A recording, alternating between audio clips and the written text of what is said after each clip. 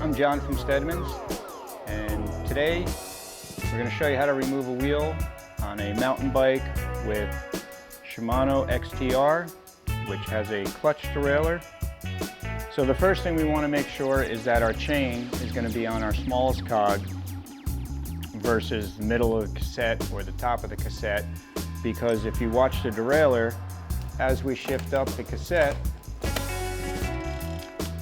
the cog, because of its size, takes up our chain, making all this tight.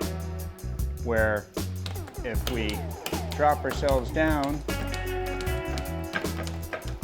to the smallest cog, we have the most amount of play because our derailleur is almost in a relaxed state, and it will give us room to swing everything out. Now, right over here is the clutch.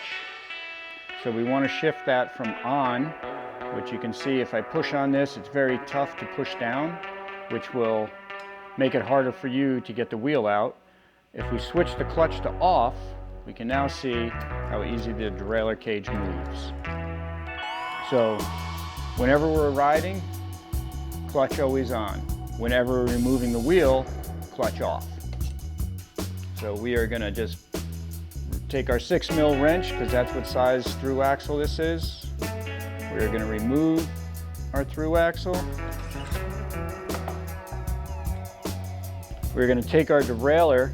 We're going to put our thumb on the back side, our fingers on the front side. We're going to open it up, allowing the wheel to drop down. Move the chain. Our wheel's out. Do what we need to do. Now going back in, we want to pay attention to our rotor getting in between our brake pads, and also our chain. We're going to want to land on that same small cog that we did when we shifted it down.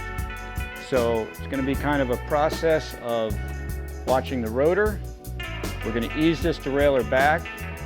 We're going to make sure our chain is on that small cog. We are then going to grab the back end of the cage.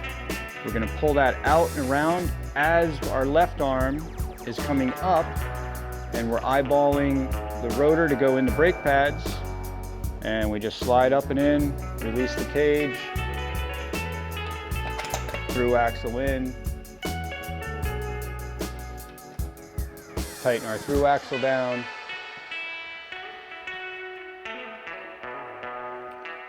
turn our clutch back on. So Shimano derailleur has a clutch, which is this little lever, and right now it's on, which you can see that by pushing down on it, it's very hard to move it. If I switch it to off, now the derailleur will move freely and make it easier for us to drop our wheel out. So if we take our wrench, we loosen up our through axle, pull out our through axle. We take our forefingers on the front of the derailleur body, our thumb on the back.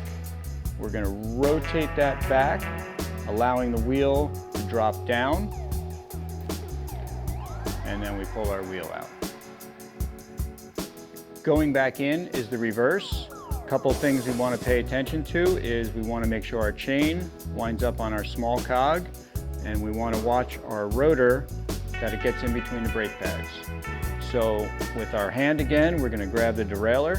We're going to pull it back enough that we can get our small cog started on the chain right here. We're going to grab the back of the cage between our fingers. We're going to pull that out and back as we're simultaneously lifting the wheel up and watching where the rotor goes in the brake pads.